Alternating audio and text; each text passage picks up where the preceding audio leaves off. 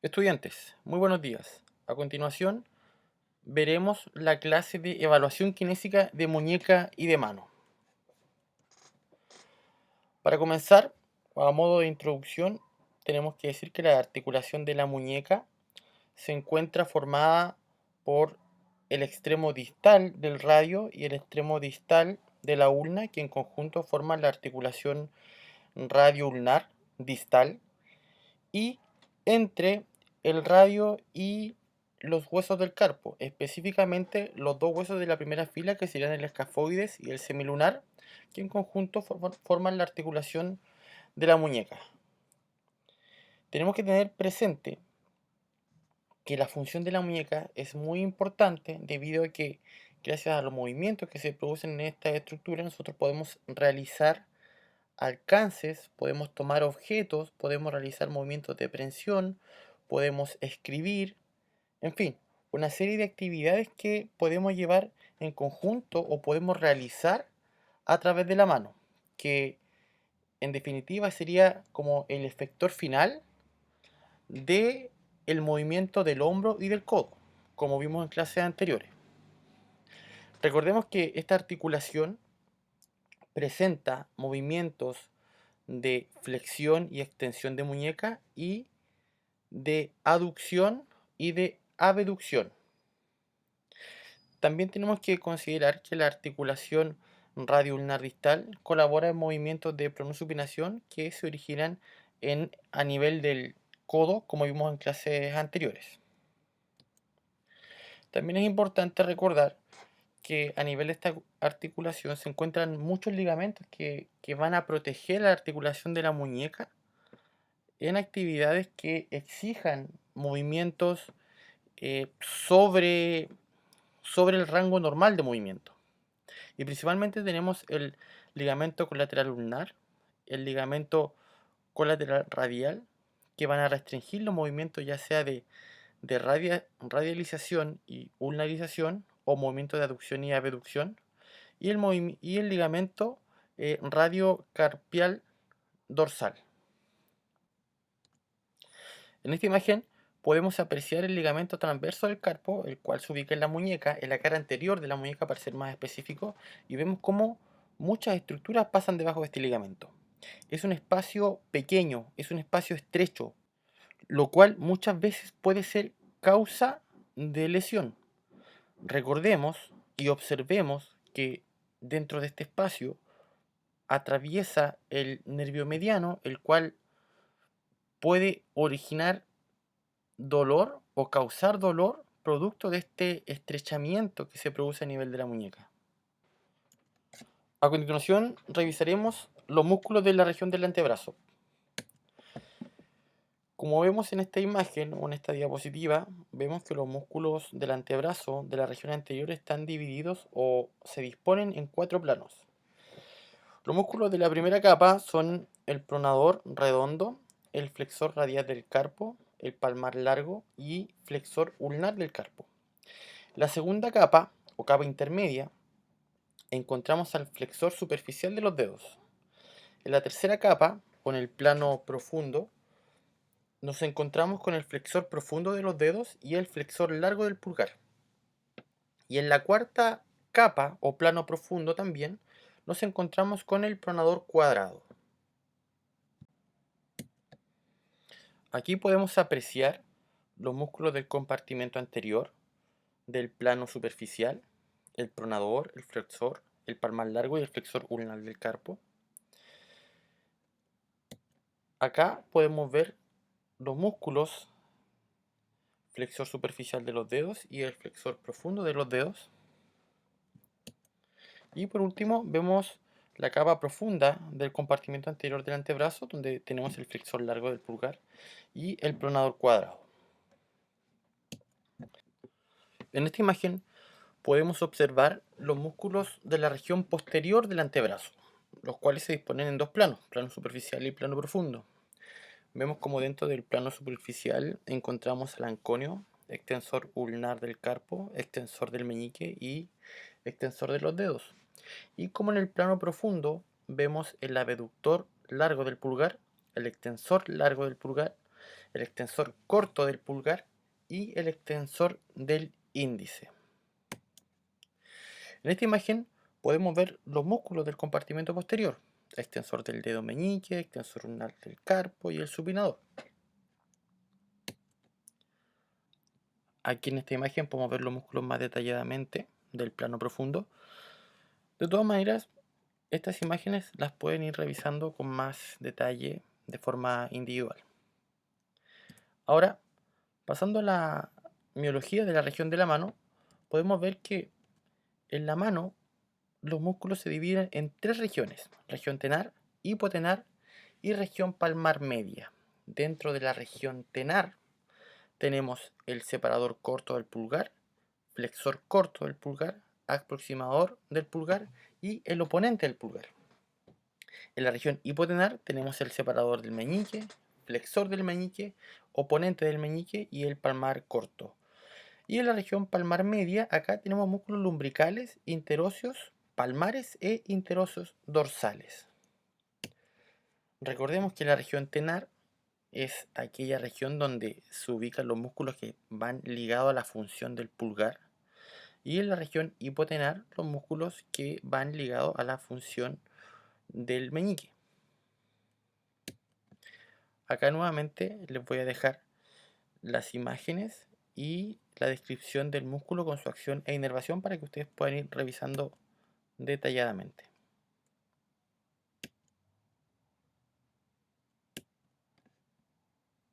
Ahora, con respecto a las patologías frecuentes, ya sea en la muñeca y la mano, la verdad que la podemos dividir en patología ósea, patología articular, patología neurovascular, patología tendinosa y miscelánea, tal como muestra esta diapositiva, que se basa en un artículo científico con respecto a actualizaciones en patologías frecuentes de muñeca y mano.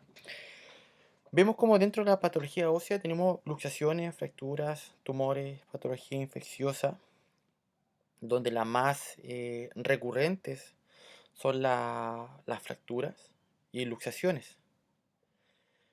Dentro de la patología articular tenemos artrosis, artropatía inflamatoria, artritis séptica.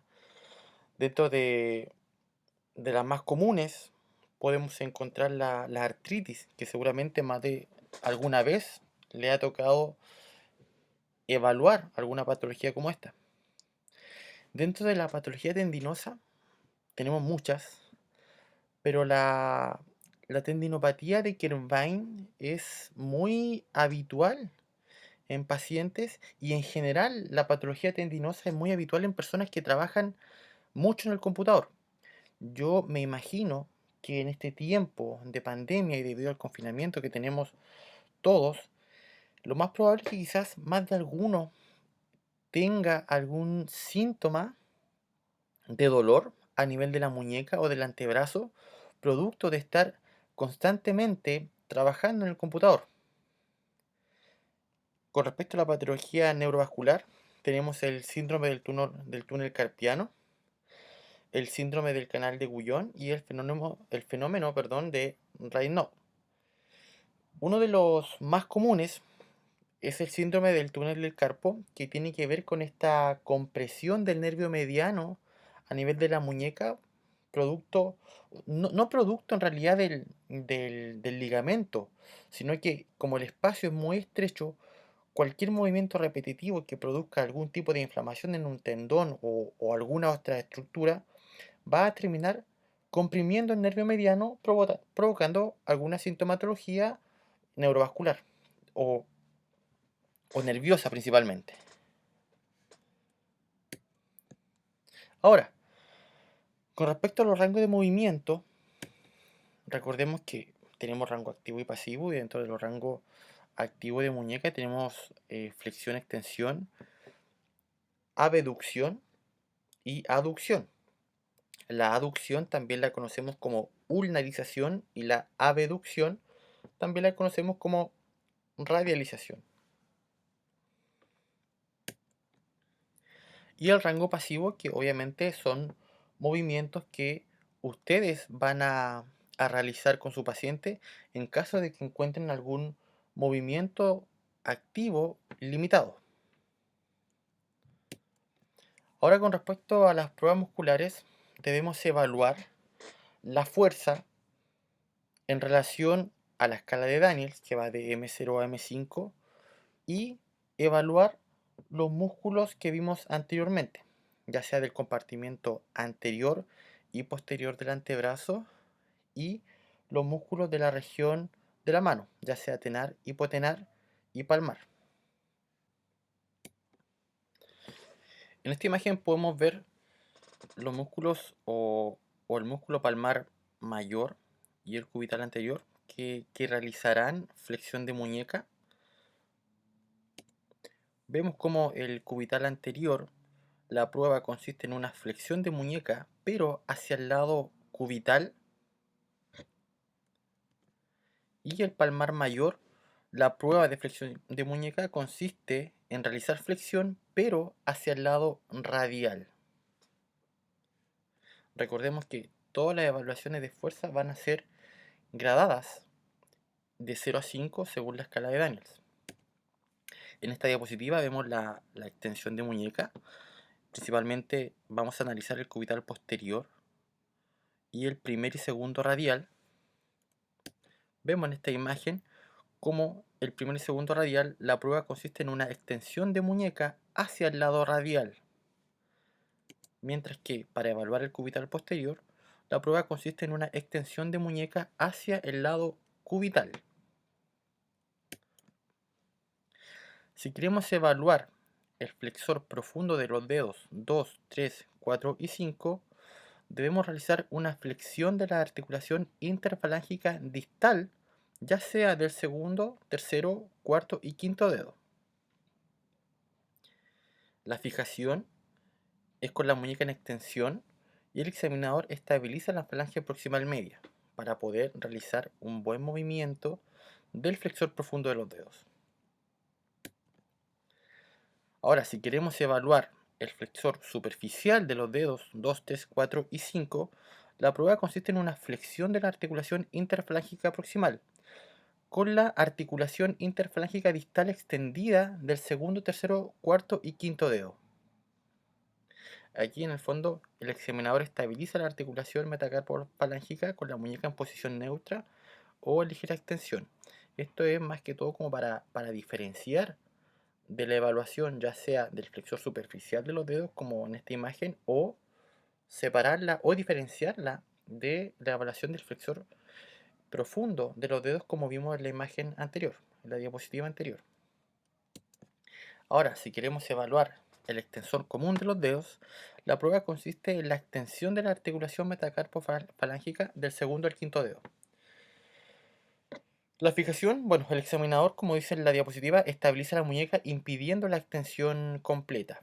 ¿Ya? Esto es más que todo para no involucrar otros músculos, sino que ser un poco más específico con la evaluación del extensor común de los dedos.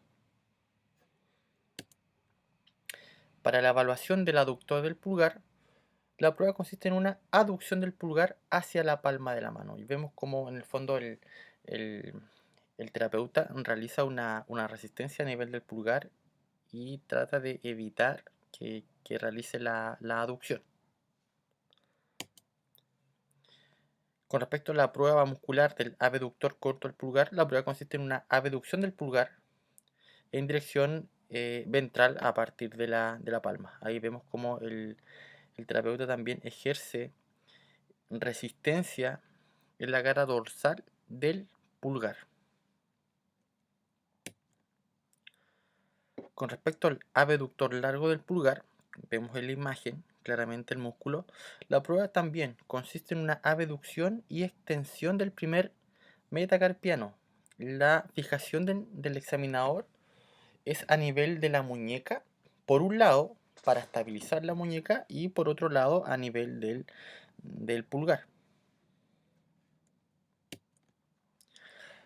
Con respecto al flexor largo del pulgar, la prueba consiste en una flexión de la articulación interfalángica del pulgar. La presión es contra la superficie palmar de la falange distal, en dirección hacia la extensión, pero el paciente realizará una flexión. Con respecto al flexor corto del pulgar, la prueba consiste en una flexión de la articulación metacarpofalángica del pulgar sin flexión de la articulación interfalángica. Vemos en el fondo cómo el terapeuta estabiliza la muñeca para evitar cualquier movimiento compensatorio. Todas las estabilizaciones son para evitar movimiento compensatorio. Y coloca su dedo índice por medial o por dentro del pulgar con el fin de resistir la flexión del pulgar. Acá vemos la prueba del extensor largo del pulgar, que consiste en la extensión de la falange distal del pulgar. Otra vez se estabiliza la muñeca y se coloca el dedo para la evaluación del pulgar, del extensor. Ahora en estas últimas imágenes hemos visto cómo el terapeuta solamente utiliza el dedo, no utiliza la mano completa para realizar la resistencia a la prueba muscular. Y por último, vemos la prueba del extensor corto del pulgar, donde consiste esta prueba en una extensión de la articulación metacarpofalángica del pulgar. También se estabiliza la muñeca y se realiza una resistencia con el dedo índice del terapeuta a nivel del pulgar, realizando en el fondo el terapeuta una flexión, pero el paciente llevando el pulgar hacia la extensión. Bueno, la idea de mostrar estas imágenes es con el fin de que tengan una noción de qué es lo que se hace, ya que profundizaremos en este tema con los respectivos videos que vamos a subir a la página. Por último, voy a mencionar 3 pruebas especiales que son importantes, que son relativamente frecuentes en la práctica clínica. Tenemos la prueba de Durkheim, que es para evidenciar una neuropatía del nervio mediano. Recuerden que en diapositivas anteriores les mencioné que el nervio mediano pasa por debajo del ligamento transverso, pero este espacio está como es tan estrecho, es muy susceptible a generar un aumento en la compresión de este nervio debido al estrechamiento de este espacio. Por lo tanto, ¿qué es lo que se hace? El examinador aplica una presión directa sobre el nervio mediano durante al menos 30 segundos. Cuando la prueba es positiva, cuando el paciente siente un hormigueo en el dedo pulgar, índice y cara lateral del dedo medio. Pero también tenemos la prueba de Palen o prueba de Fallen, donde el objetivo es evidenciar también la compresión del nervio mediano bajo el túnel carpiano. ¿Qué es lo que se hace en esta prueba? Se le pide al paciente que en la posición descrita, tal como se ve en la imagen, con una flexión de muñeca, enfrente o se efectúe una flexión palmar completa de ambas muñecas enfrentando los dedos de la mano y que mantenga esta posición durante 1 minuto. ¿Cuándo la prueba es positiva? Cuando hay una aparición de entumecimiento y parestesia en el territorio que corresponde a la inervación que realiza el nervio mediano.